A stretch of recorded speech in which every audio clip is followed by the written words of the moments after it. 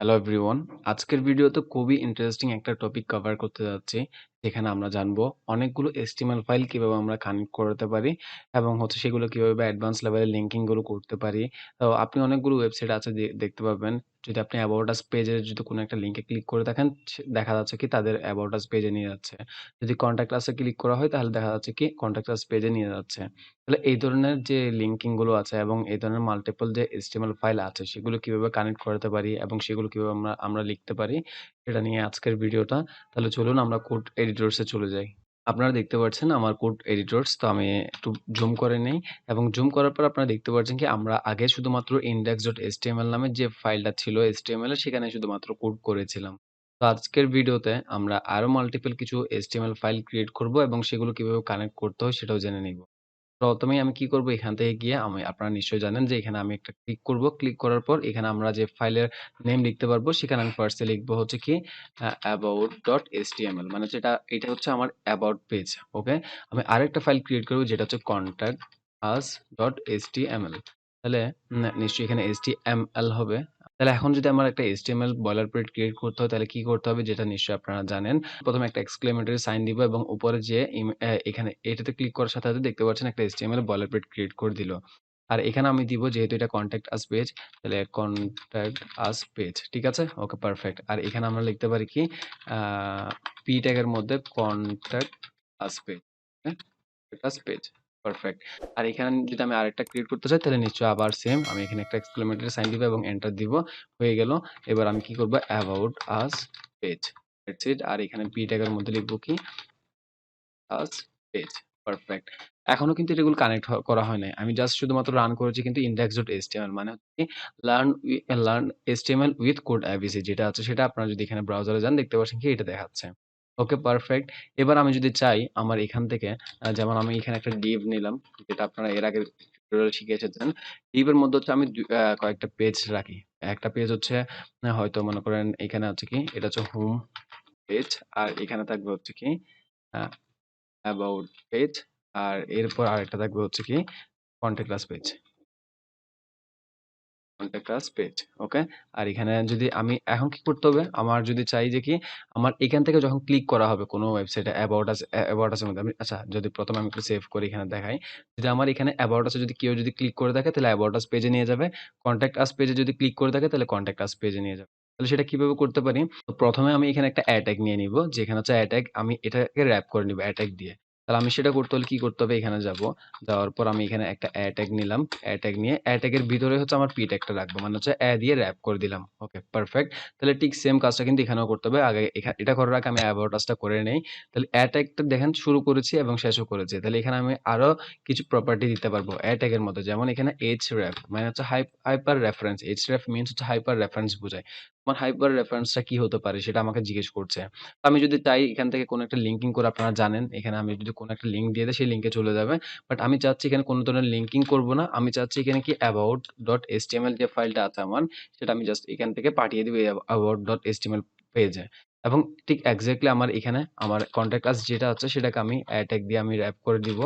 Rap করার পর আবার নিশ্চয়ই এখানে আমার একটা href দিতে হবে। href টা দিব হচ্ছে কি contact us.html এখন যদি আমি সেভ করি এবং সেভ করার পর যদি আমার ব্রাউজারে যাই, এখানে দেখতে পাচ্ছেন এগুলো হচ্ছে ব্লু কালার হয়ে গিয়েছে। যেহেতু এটা লিঙ্কিং করা অবস্থায় আছে সেজন্য। এগুলো চাইলে আমরা আবার ডিজাইন করে নিতে পারি CSS Pro তে। তো আমি এই কমপ্লেক্সিটি তে যাচ্ছি না। যেহেতু আপনারা এখানে HTML শিখতে এসেছেন তাহলে HTML টাই আমরা শিখি। তাহলে এখন অ্যাবাউট আস পেজে যদি আমি এখন ক্লিক করি, আপনি দেখতে পাচ্ছেন অ্যাবাউট আস পেজে চলে আসলাম। ওয়াও! নাইস।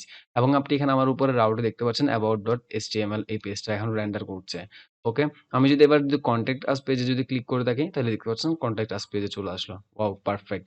অনেক সুন্দর না? হুম। এবার আমি আরেকটা জিনিস শিখাই। যেমন আমি এখানে আপনারা নিশ্চয়ই এরকম ডিভ শিখেছিলেন। এর আগের ভিডিওতে ডিভ শিখেছিলেন, সেকশন শিখেছিলেন।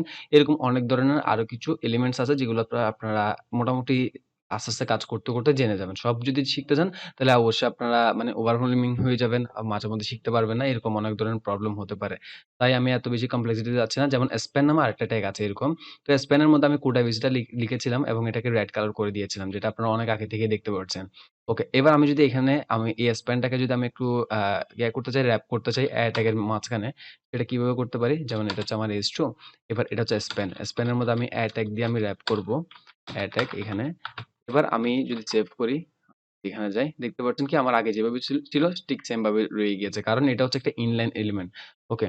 তো এবার আমি যদি এখানে href দেই, href দিলাম। href দিয়ে আমি যদি আমার ইউআরএল লিংকটা দেই, এখানে যদি দেই, তাই href, এবার যদি সেভ করি, সেভ করার পর এখানে যদি যাই, এবার নিচে দেখতে পাচ্ছেন একটা আন্ডারলাইন চলে আসলো এবং আমি যদি কোড আইবিসি তে যদি ক্লিক করি, আপনি দেখতে পাচ্ছেন এই পেজ থেকে আমাকে নিয়ে যাচ্ছে ডিরেক্টলি আমার কোড আইবিসি এর যে ইউটিউব পেজটা আছে, ইউটিউব মানে ইউটিউব চ্যানেলটা আছে, সেখানে নিয়ে আসছে। ওকে। তাহলে এখন বুঝতে পেরেছেন অ্যাকচুয়ালি মানে কিভাবে কাজটা করছে। ওকে। এবার আমি চাচ্ছি কি আমার HTML থেকে আমি ডিরেক্টলি সেম পেজ থেকে মানে আমার ওয়েবসাইট থেকে এর ভিতরে কিন্তু ঢুকছে। বাট আমি চাচ্ছি না এরকম। আমি চাচ্ছি হচ্ছে কি আমার ওয়েবসাইট আমার ওয়েবসাইটের পেজে থাকবে। বাট আমি আমার ইউটিউব চ্যানেলটা আমি ওপেন করতে যাচ্ছি এই পেজের পাশে অন্য আরেকটা ট্যাবের মধ্যে। সেটা আমরা কিভাবে করতে পারি? সেটা কিন্তু খুবই একটা ইজি ওয়েতে আমরা করে নিতে পারি। যেমন আমি এখানে যাব। যাওয়ার পর এখানে যে অ্যাড ট্যাগটা লিখেছিলাম, সেই অ্যাড ট্যাগের পাশে কিন্তু আমরা আরেকটা এট্রিবিউট দিতে পারি। যেমন href না সরি href না, এটা হচ্ছে টার্গেট। মানে আমি কোথায় টার্গেট করছি? আমি টার্গেট করছি কোথায়? আমি যদি চাই যে কি আন্ডারস্কোর ব্ল্যাঙ্ক যদি দিয়ে থাকি PL ব্ল্যাঙ্ক আন্ডারস্কোর দিতে হবে ফার্স্টে, এরপর ব্ল্যাঙ্ক দিবেন। মানে হচ্ছে বলতে চাচ্ছি আমার এই পেজটা টার্গেট করবে আমার পরবর্তী যে ট্যাবটা আছে আমার পাশে রাইট সাইডে, সেই ট্যাবটাতে হচ্ছে তুমি কি করবা? ওপেন হবা আমার ইউটিউব চ্যানেলটা। এটা যদি বলে থাকি, এবার আমি যদি ওয়েবসাইটে যাই, এবার এখানে যদি যাই, এখানে যাওয়ার পর এখন ক্লিক করলাম। আপনারা দেখতে পাচ্ছেন আমার পাশের ট্যাবে ওপেন হচ্ছে। এখন পাশের ট্যাবে গিয়ে আমার ইউটিউবটা দেখতে পারবা এবং এই ট্যাবে গেলে কিন্তু আমার ওয়েবসাইটটাকে পেয়ে যাচ্ছি। খুবই সুন্দর একটা অ্যামেজিং কাজ। আমি যদি চাই আবার এখান থেকে আমি এটা ডিলিট করে দিলাম। আমি আবার ক্লিক করলাম, আবার ওপেন হচ্ছে। আমি যদি আবার ক্লিক করি, আবার ওপেন হচ্ছে। আশা করি বুঝে গিয়েছেন অ্যাকচুয়ালি কিভাবে আমরা কাজগুলো করাতে পারি। নিশ্চয়ই তাহলে আপনারা এই ভিডিওটা মোটামুটি ইন্টারেস্টিং কিছু শিখে নিয়েছেন। কিভাবে মাল্টিপল HTML ফাইল কানেক্ট করাতে হয়, কিভাবে আপনার একটা পেজ থেকে অন্য একটা ওয়েবসাইটে কিভাবে ভিজিট করাতে পারেন। তো এটা কিন্তু আপনার ইউটিউব চ্যানেল হতে হবে এরকম কোনো কথা নেই। এটা আপনি অন্যজনের ওয়েবসাইট হতে পারে, যেকোনো কিছু এনিথিং। তো আপনি চাইলে এখান থেকে রিডাইরেক্ট করে অন্য একটা ট্যাবের মধ্যে ওপেন করতে পারেন। তো আপনারা যখন এখানে লিখেছিলাম আন্ডারস্কোর ব্ল্যাঙ্ক, তখন কিন্তু আপনারা কিছু সাজেশন পেয়েছিলেন। যেমন আমি যদি আন্ডারস্কোর ব্ল্যাঙ্ক দিয়ে এখানে আবার দিই, টার্গেট দিয়ে আবার যদি এখানে দেই, দেখতে পাচ্ছেন কি আন্ডারস্কোর ব্ল্যাঙ্ক, তারপর প্যারেন্ট, সেলফ, টপ, এগুলো আপনারা একটা একটা দিয়ে ট্রাই করে দেখবেন। তাহলে আশা করি বুঝে যাবেন যে কিভাবে কাজ করে, প্যারেন্টটা কিভাবে কাজ করে, আন্ডারস্কোর সেলফটা কিভাবে কাজ করে, তারপর হচ্ছে আন্ডারস্কোর টপটা কিভাবে কাজ করে।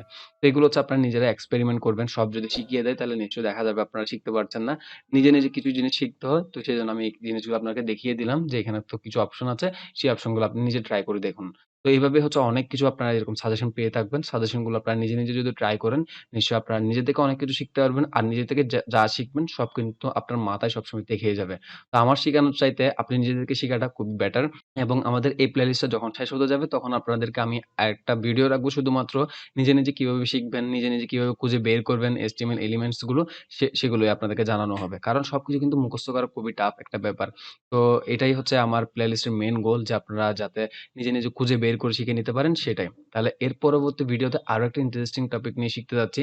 এটা খুবই ইন্টারেস্টিং হতে যাচ্ছে। তাহলে আপনারা যারা ইন্টারেস্টেড এর পরবর্তী ভিডিওতে যাওয়ার আগে এখানে একটা কমেন্ট করে যাবেন যে আপনি ইন্টারেস্টেড সেটা। তাহলে দেখা হচ্ছে নেক্সট ভিডিওতে। ততক্ষণ ভালো থাকবেন, সুস্থ থাকবেন।